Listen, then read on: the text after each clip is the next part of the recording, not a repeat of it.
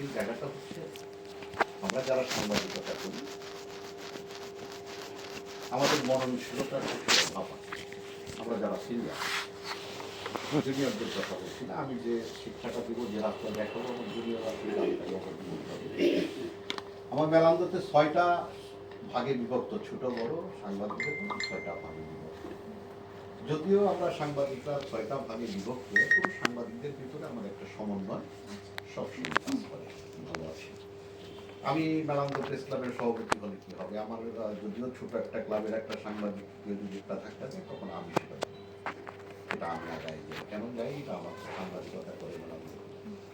সেদিক দিয়ে আমার সাংবাদিকরা সবাই আছে, সবই ভালো আছে।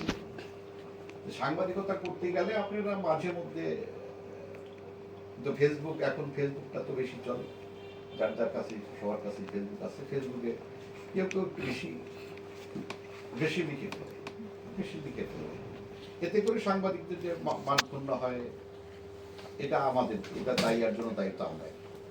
যাই হোক, বিষয়টা হচ্ছে হঠাৎ করে একটা সাংবাদিকরা একটা সংবাদ একটা মোবাইলে লিখে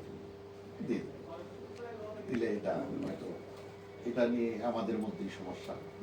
আমাদেরকে আপনি হয়তো বলবেন যে আপনার সাংবাদিকের কাজটা করলেন, তবে এর আগে যিনি আমার ছিলেন মহোদয় বা সাংবাদিকরা যদি কোনো কিছু করতে উনি আমাদেরকে ডাকতেন।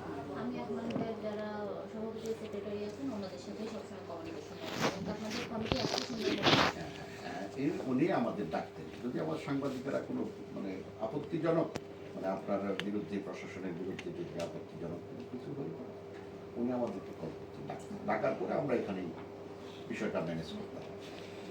এদিক দিয়ে সাংবাদিকদের প্রতি উনি যেমন সহানুভূতিশীল ছিলেন, আপনি তেমন থাকবেন, এটা আমার কামনা। আর আমার সাংবাদিক ভাইরা যে কথাগুলি বলে গেল সমস্যার কথা, এই সমস্যাগুলি প্রত্যেকটা সমস্যায় খুব গুরুতর। সবচেয়ে বড় সমস্যা হচ্ছে মেলান্দতে ইট ভাটা। এই ইট ভাটা পর্যায়ক্রমে আপনার মেলান্দ উপজেলাটাকে মানে নিচু জায়গায় পরিণত করছে। পানি নিষ্কাশনের ব্যবস্থা প্রায় বন্ধ হয়ে যাচ্ছে। এই ইট ভাটাগুলি পরিবেশ দূষণ তো করছে, আপনার এই ইট ভাটার কারণে পানি নিষ্কাশন বন্ধ হয়ে যাচ্ছে, জলাবদ্ধতার সৃষ্টি হয় বিভিন্ন এলাকায়। এই ইট ভাটার কারণে পরিবেশ দূষণ হচ্ছে আর জলাবদ্ধতার সৃষ্টি হচ্ছে। আর ইট ভাটাগুলির বিষয়ে আমি আপনার কাছে যে কথাগুলি বলবো, সেটা ইট ভাটাগুলি জামালপুর জেলা ইট ভাটা সমিতি মালিক সমিতি। এই মালিক সমিতি আপনার প্রতিটা ইট ভাটার থেকে ওদের এলা ফান্ডে টাকা জমা করে, ওদের একটা ফান্ড আছে, ফান্ড ক্রিয়েট করে, ফান্ডে টাকা জমা করে 1 লাখ 1.5 লাখ 2 লাখ করে টাকা নেয় ওরা। এই ইট ভাটাগুলির সমিতিতে টাকা জমা করে এই টাকার থেকে বরাদ্দ দেয় আপনার জামালপুর প্রেস ক্লাব এবং জেলা প্রেস ক্লাব আছে, ওদেরকে একটা অংশ বরাদ্দ দেওয়াতে হয় কি, আমি মেলান্দ প্রতিনিধি, আমি একটা মিডিয়ার মেলান্দ প্রতিনিধি, জামালপুরে যে ছেলেটা বসে আছে সে জামালপুর জেলা। আমি যখন এই সংবাদটা করতে যাব তখন জেলা প্রতিনিধি এটা বাধার সৃষ্টি ও তো টাকা পাইছে, এখন ও টাকা খাচ্ছে, ও টাকা খেয়ে ও তো এটা গেলে ফেললো, কিন্তু পরিবেশটা আমাদের নষ্ট হচ্ছে। আর তার সঙ্গে ও সেটাও করতে পারবে না যদি আপনি ঠিক থাকেন। আমার নির্বাহী কর্মকর্তা যদি ঠিক থাকে ওরা এটা করতে পারবে না। আর আমার নির্বাহী কর্মকর্তা ঠিক থাকে না কেন, আপনার প্রত্যেকটা অনুষ্ঠানে 16 ডিসেম্বরের প্রোগ্রাম বলেন, বিভিন্ন প্রোগ্রাম বলেন, ইট ভাটার মালিক সমিতি আপনাকে টাকা দিচ্ছে।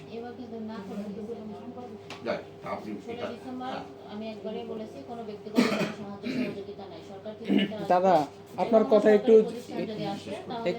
আপনার সাথে একটু যুক্ত করুন। আচ্ছা, এটা আপনি যদি না করেন আমাদের কাজগুলি হবে। এটা আপনার উপজেলা প্রশাসনকে টাকা দেয়, আপনার অফিসের লোক যদি আপনার এখানে ওরা যদি টাকা পয়সা নেয়, আপনি তো অ্যাকশনে যাবেন। ম্যাক্সিমাম ইট ভাটার কাগজপত্র নাই, ম্যাক্সিমাম ইট ভাটার মানে একটা ইট ভাটা করতে যে কাগজগুলি লাগে, যে পারমিশনগুলি লাগে, এগুলি নাই, সবগুলি অবৈধ, প্রত্যেকটা ইট ভাটাই অবৈধ। যেটা কাগজপত্র আছে চলমান কয়টা আছে?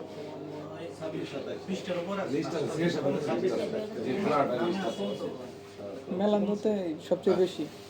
কমে নাই, সবগুলি ভাঙাগুলি আবার উঠেছে। আচ্ছা, আমি গত বছর যে এই ভাটাগুলি ভেঙে ফেলা হয়েছে, ভাটা ভেঙে ফেলা হয়েছে, সেটাও এবার চালু করে ফেলছে। এটা সম্পূর্ণ অবৈধ। এবং যে ভাটার মালিক বলতেছে আমার কাগজপত্র ঠিক আছে, এই ভাটার মালিকটা সরজমিন থেকে মাটি কাটতেছে, মাটিগুলি কিনতেছে, নিয়ে আসতেছে, ওটা খাল করতেছে, খাল করে দিচ্ছে। যেটা আপনার নিয়ে আসার টিলা পাহাড়ি এলাকায়, টিলার থেকে অপ্রয়োজনীয় ভূমি যেটা, সেই ভূমি থেকে আপনার মাটিটা নিয়ে আসবে ইট ভাটার জন্য। কিন্তু ফসলি জমিগুলি সব গায়েব করতেছে।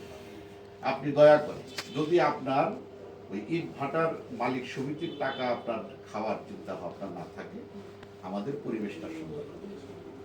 এবং এতে করে আজকে দেখেন ইট ভাটার কারণে আমাদের নারিকেল গাছে নারিকেল ধরে না।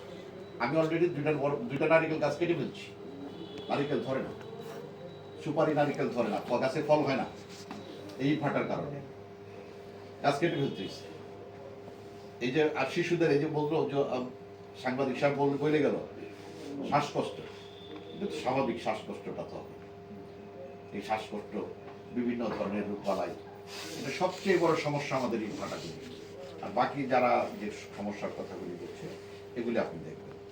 আরেকটা বিষয় হলো, আমি আপনার কাছে আসবো। আমি মেলান্দু উপজেলার সন্তান, আপনি আমার নির্বাহী অফিসার, আমি তো আপনার কাছে আসবো। জনগণ হিসেবে অধিকার আছে। হ্যাঁ, আমি তো একজন জনগণ, আমি সাংবাদিক না হলেও, সকল জনগণের আমি বেশি সাংবাদিকতা অধিকার আজকে বাদ দিলাম, কালকে তো আমি আপনার মেম্বার, আপনার একজন সদস্য। আমি আপনার কাছে আসবো। আপনি আমাকে দাওয়াত করে নিয়ে আসলেন, আপনি আমাকে দাওয়াত করে নিয়ে এসে আপনি ওইখানে দাঁড় করে রাখলেন। আপনি আজকে মেলান্দু উপজেলা নির্বাহী অফিসার, আমার ভাই আমার বোন যে উপজেলা নির্বাহী অফিসার বা ডিসিএসপি নাই, এটা তো আপনি বলতে পারবেন না। আমার ছেলে যে ইউনিভার্সিটিতে পড়াশোনা করে না, এটা তো আপনি বলতে পারবেন না, তাই না? আমার ফ্যামিলিতে যে বড় বড় কর্মকর্তা নাই, এটা তো আপনি বলতে পারবেন না।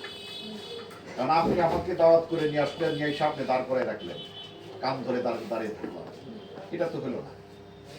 আজকে আপনি সকালবেলা মহিলা কর্মকর্তা যে কাজটা করল, আমি আপনার পেছনে গিয়ে দাঁড়িয়ে থাকলাম, আপনার পাশে গিয়ে দাঁড়ালাম। আমাদের সাংবাদিকরা যে সাংবাদিকদেরকে তো চিঠি দিয়ে দাওয়াত করেন, তাহলে চিঠি দিয়ে দাওয়াত করে নিয়ে আমাদের বসার একটা চেয়ার দিল না। এটা না, আপনি যে ওনাকে বললেন, কিন্তু এই যে আপনার যে মহিলাগুলি আপনি ডাকছেন, মহিলাগুলি ওই হলরুমের মধ্যে ছিল, এই মহিলাগুলি তো সবাই আমাকে চেনে, ম্যাক্সিমাম আমাকে চেনে। তো মহিলারা যখন দেখলো যে আজম খানকে বসার জায়গা দিল না, তাহলে আজম খানকে বসার জায়গা দিল, তাহলে আমাকে কেন আপনি ডাক দিয়ে আনলেন, আবার আমাকে কেন আপনি অপমান করলেন? আপনি বিষয়টা একটু দেখবেন। এই বিষয়টা যদি আপনি না দেখেন, এমন কর্মকর্তা যদি আপনার কোনো ডিপার্টমেন্টে থাকে, আর ওই ডিপার্টমেন্টটা যদি আমার সাংবাদিকেরা ধরে, ওই ডিপার্টমেন্টে যদি সাংবাদিকরা হাত দেয়, তখন তো আপনার কাছ থেকে কিছু কথা নিবে, আপনার কাছ থেকেও তো কথা নিবে। ওই ডিপার্টমেন্টটা, যে কোনো ডিপার্টমেন্ট সম্পর্কে নিউজ করতে গেলে আপনার কাছ থেকে কিছু কথা নিবে। যখন আপনার কাছ থেকে কথা নিবে, তখন তো কথা আপনাকে দিতে হবে, আপনাকে বলতে হবে। তখন আপনি তো বিব্রতকর অবস্থায় পড়ে যাবেন। এখন ওই বিব্রতকর অবস্থায় পড়ে যদি আপনি বলেন সাংবাদিক আমাকে ডিস্টার্ব করে, সাংবাদিক আমাকে ডিস্টার্ব করে, আমি কন্ট্রোল করতে চাই, কিন্তু সাংবাদিক আমাকে কন্ট্রোল করতে দিচ্ছে না। শুধু সরি বললে তো হবে না। আজকে যে কাজটা করছে, এটা তো সরি বলার কাজ।